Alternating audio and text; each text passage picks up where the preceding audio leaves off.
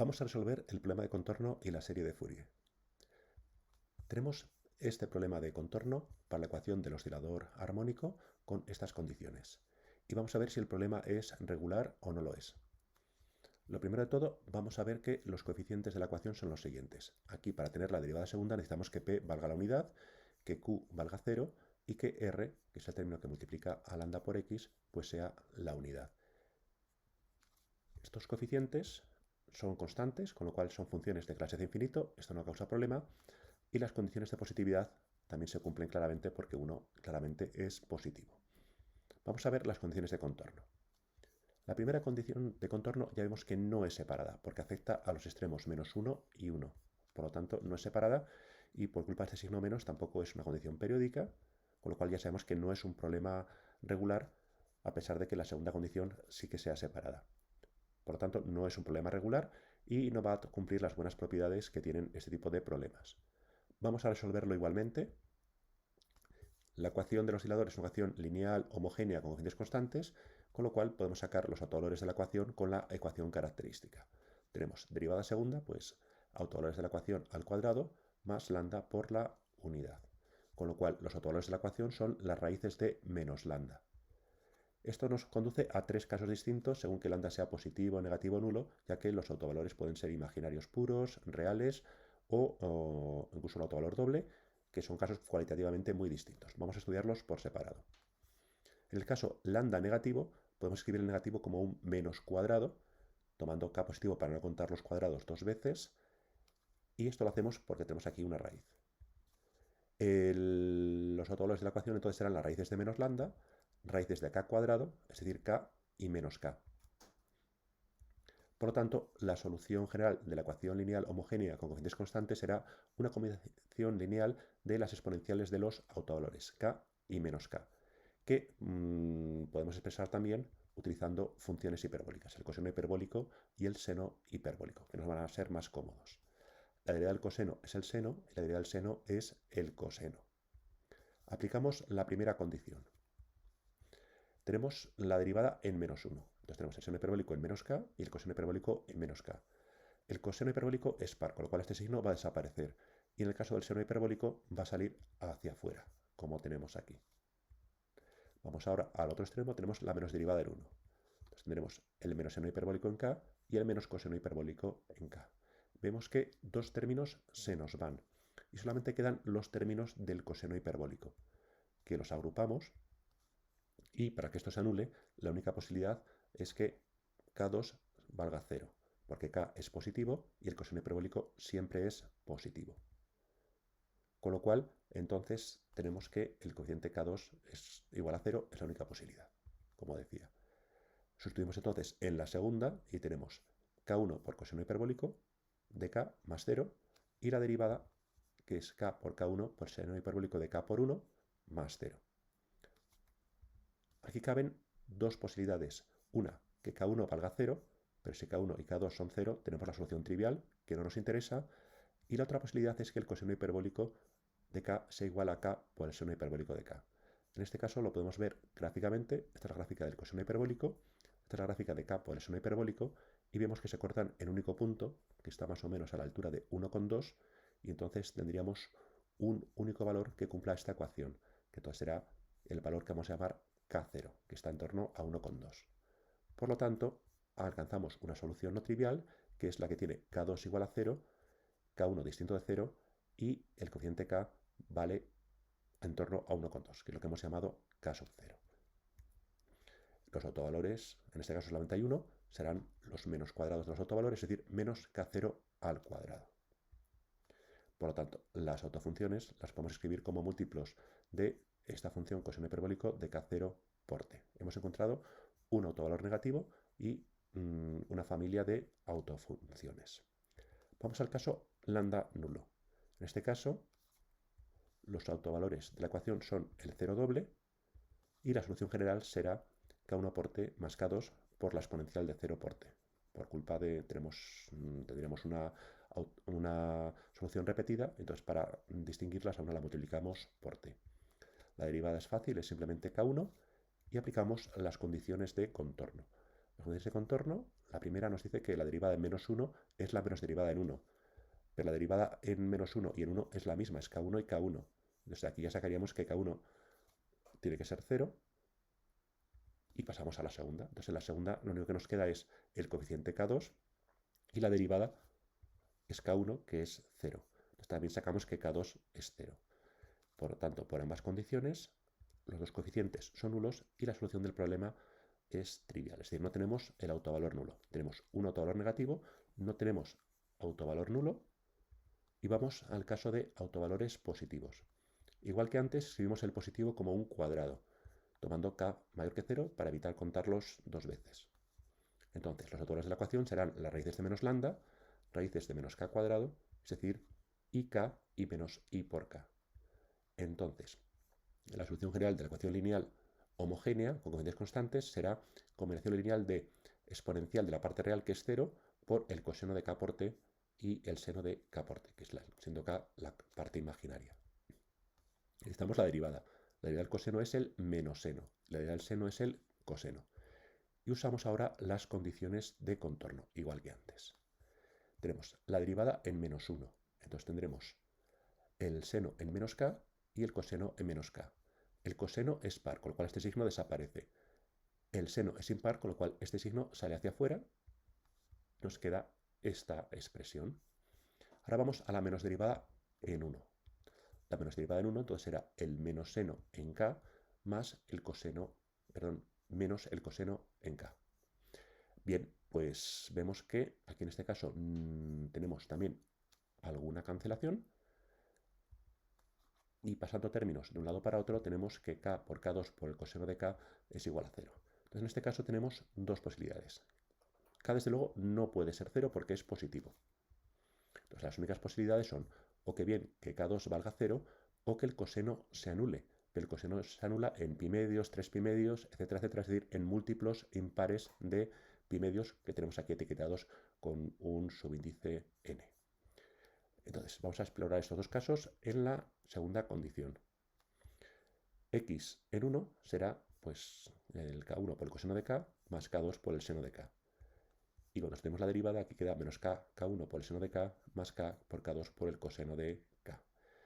En este caso vemos que no hay cancelaciones como antes por culpa de los signos y vamos a explorar ambos casos, como decía, por separado. Si coseno de k vale 0, que es este caso de aquí, el segundo caso, estos términos desaparecen, podemos pasar ese término al otro lado. Si el coseno se anula, el seno no se va a anular, pero ese término sí que se puede anular. Y aquí sacamos que k2 es menos k por k1. Entonces hemos encontrado una familia de soluciones no triviales. Las soluciones serían k1 por el coseno más k2 por el seno, pero k2 es menos k, y recordemos que k toma este valor, por k1, y aquí tenemos el seno, y que k toma este valor, que es un múltiplo impar de pi medios. Entonces hemos encontrado una familia de soluciones no triviales, es decir, de autofunciones. Pero aún nos queda el caso k2 igual a 0, que vamos a ver que no va a conducir al caso trivial. En este caso, ese término y ese término se anulan. Entonces, la posibilidad que tenemos es que, pasando este término a otro lado, esto se nos anule. Si k1 vale 0, como k2 vale 0, tendríamos la solución trivial, que no nos interesa, pero tenemos la posibilidad de que se nos cancele este término, que vimos que en el caso hiperbólico sí que se cancelaba. Lo podemos ver gráficamente. Aquí tenemos la gráfica del coseno, aquí tenemos la gráfica del menos k por el seno, y cuando son iguales vemos que son, por la oscilación del seno y del coseno, tenemos infinitos valores en los cuales esta igualdad se va a cumplir. Entonces tenemos esta serie de valores que nos van a dar soluciones para el parámetro k. Entonces, tendremos como soluciones las que tienen k2 igual a 0, es decir, solo tenemos k1, y el valor k, que en este caso lo etiquetamos con tilde para distinguirlo de los anteriores, será alguno de los valores de k que nos conducen a la igualdad del coseno de k con menos k por seno de k. Es decir, que se anula este término. Y tenemos infinitos de ellos. Y estos habría que verlos gráficamente. Por lo tanto, vemos que en el caso de autovalores positivos hemos encontrado dos familias. Una que son los cuadrados de los múltiplos impares de pi cuadrado y otra posibilidad que son los ceros de esta ecuación, que también son una familia infinita. Entonces las autofunciones que obtenemos son, en este caso, tenemos, como decía antes, pues los múltiplos del coseno con frecuencia múltiplo impar de pi medios y combinado con el seno con este coeficiente que realmente es el valor de k. Y la otra posibilidad es, como con k2 igual a 0, es decir, que no tendríamos término seno, sino solamente tendríamos término coseno y la frecuencia sería, vendría dada por los ceros de esta ecuación. Entonces, resumiendo, aquí es lo que tenemos. No tenemos autovalor nulo, tenemos un autovalor negativo y dos familias de autovalores positivos y conducen a sendas familias de autofunciones. Una combinación lineal de senos y cosenos con la frecuencia múltiplo de pi medios y otra con los ceros de esa ecuación que mencionaba anteriormente. Pasamos ahora a resolver el problema de series de Fourier. Bien, nos piden el desarrollo en serie de Fourier y estudiar su convergencia para esta función que tenemos aquí en el intervalo menos pi, pi. Entonces, la gráfica podemos ver que es esta, vemos que se anula en 0, en menos pi y en pi, y presenta esta forma. Tiene pinta de función impar, pero lo vamos a comprobar explícitamente. Sustituimos menos t y nos queda menos t, pi, menos valor absoluto de menos t. El valor absoluto nos hace desaparecer el signo y vemos que lo que tenemos aquí es simplemente menos f de t, con lo cual realmente es una función impar. Y esto nos va a ahorrar muchas cuentas, como vamos a ver. Vamos a estudiar la convergencia. Tenemos este resultado relativo a la convergencia para series de Fourier en senos y cosenos si la función es de clase C1 a trozos, y vamos a ver lo que tenemos en nuestro caso. Lo primero de todo, como nuestro intervalo es el menos pi, pi, la semilongitud es pi. Entonces sustituimos aquí y tenemos expresiones algo más manejables. Vamos a, en nuestro caso, la función, aquí tenemos todos son funciones continuas, t es una función continua, el valor absoluto es una función continua, con lo cual no tenemos ningún punto de discontinuidad. Entonces, todos los puntos interiores van a ser puntos en los que la función es continua y entonces la serie va a converger al mismo valor que nos da la función, en este caso. Y en los extremos tenemos que hallar la semisuma de los valores de la función en los extremos. Ya digo que en 0 es fácil ver que la función es continua, porque el valor absoluto es continuo. Con lo cual tenemos una función de clase c infinito a trozos, que es más de lo que necesitamos en el teorema. Entonces, lo que decía, el intervalo menos pi, pi, como no hay ningún punto de discontinuidad, la función nos da el valor al que converge la serie. Y en los extremos vemos que, como decía anteriormente, en el extremo menos pi y en el extremo pi, esta función se anula, y ahí tenemos aquí que los extremos converge al valor 0, que es precisamente el valor que toma la función en los extremos, con lo cual, en realidad, la serie y la función nos van a dar los mismos valores en todos los puntos del intervalo completo, del intervalo cerrado. Por lo tanto, no va a haber fenómeno de Gibbs, porque la serie y la función nos dan los mismos valores en todos los puntos. Aquí podemos ver un poco cómo va la serie sumando los términos y ver que rápidamente, sumando unos poquitos términos, la serie y la función nos van a dar las mismas expresiones. Y ahora vamos a calcular los coeficientes del desarrollo en serie de Fourier en senos y cosenos de esta función.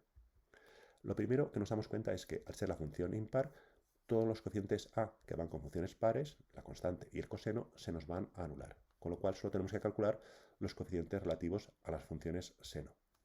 Vamos a ello, habría que hacer esta integral, pero como aquí tenemos una función impar por una función impar en un intervalo simétrico, podemos reducir esta integral a 2 veces la integral en los positivos.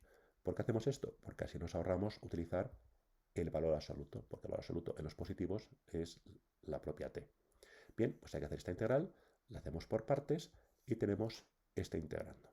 Y vemos que la mayoría de los términos desaparecen. Desaparecen, por ejemplo, el primero desaparece en t igual a 0 y en pi, y el seno se anula también en 0 y pi, con lo cual solamente contribuye el último término. Tenemos entonces aquí el coseno en 0, que vale la unidad, y el coseno en n veces pi, que es menos 1 elevado a n. Bien, pues ya tenemos los coeficientes calculados. Vemos que hay más términos nulos. Cuando n es par, aquí queda 1 menos 1, 0. Y estos desaparecen entonces. Y cuando n es impar, queda 1 menos 1, 2 por 4, 8. Y tenemos estos coeficientes. Con lo cual ya podemos escribir la serie. Pues tenemos todos los coeficientes. Sustituimos b sub n por su valor. Si queremos podemos quitar los términos pares y reducir esta suma a los impares, como tenemos aquí con estos coeficientes 8 en partido por n cubo partido por pi. Vemos que tiene una expresión bastante sencilla, a pesar de que la función es algo más complicada. O si queremos expresar esto de otra manera, podemos expresar n como 2n menos 1 y expresar ya una suma ya directamente sobre todos los números naturales. Cualquiera de las tres opciones es válida. La segunda pues parece que es la más compacta. Vamos a utilizar este resultado para sumar algunas series. Lo primero de todo que tenemos es la identidad de la energía, que nos dice que la energía de la función, que es la integral de su cuadrado en el dominio de definición, es la suma de las amplitudes al cuadrado de las ondas seno y coseno que tenemos aquí. En este caso solamente ondas seno. Bien, pues elevamos los coeficientes al cuadrado y calculamos la energía. Esto lo podemos desarrollar, aquí nos va a quedar 64, 2n menos 1 a la sexta, o sea, aquí tenemos una suma curiosa de 1 partido por los números impares a la sexta. Esta integral la podemos hacer, elevamos al cuadrado la función, igual que antes, para evitar el valor absoluto, teniendo en cuenta que estamos en un intervalo simétrico y que una función impar al cuadrado es una función par, entonces podemos reducirlo a 2 veces la integral en los positivos y así nos ahorramos el valor absoluto. La primitiva de esta función es bastante directa y sustituyendo aquí pi y 0 obtenemos el valor pi a la quinta partido por 15. Bien, pues con lo cual ya tenemos, podemos despejar de aquí esta suma. La suma de 1 partido por n a la sexta sobre los impares es simplemente pi quinta por pi, es decir, pi sexta, dividido por 15 por 64, que es 960. Entonces tenemos aquí otra suma notable interesante. También podemos utilizar el teorema de convergencia. No lo podemos utilizar en 0, ni en pi, ni en menos pi, porque tendríamos 0 igual a 0, pero por ejemplo lo podemos utilizar en pi medios. Pues tenemos aquí t igual a pi medios, tenemos esta función en pi medios que dará pi medios por pi menos pi medios, es decir, pi medios al cuadrado, va a ser igual a esta suma, y aquí tenemos el seno en pi medios. Entonces es fácil ver que aquí cuando n es un número par, quedaría por ejemplo un 2 por 2, 4, menos 1, 3 pi medios, es decir, nos quedaría un menos 1, y cuando n es un impar, por ejemplo 1, 2 menos 1, 1 por pi medios, nos quedará el seno que es 1. Entonces podemos expresarlo como menos 1 elevado a n más 1. Entonces aquí podemos despejar fácilmente, pasamos el pi al otro lado, pi cubo, partido por 4 por 8, 32. Tenemos otra suma notable.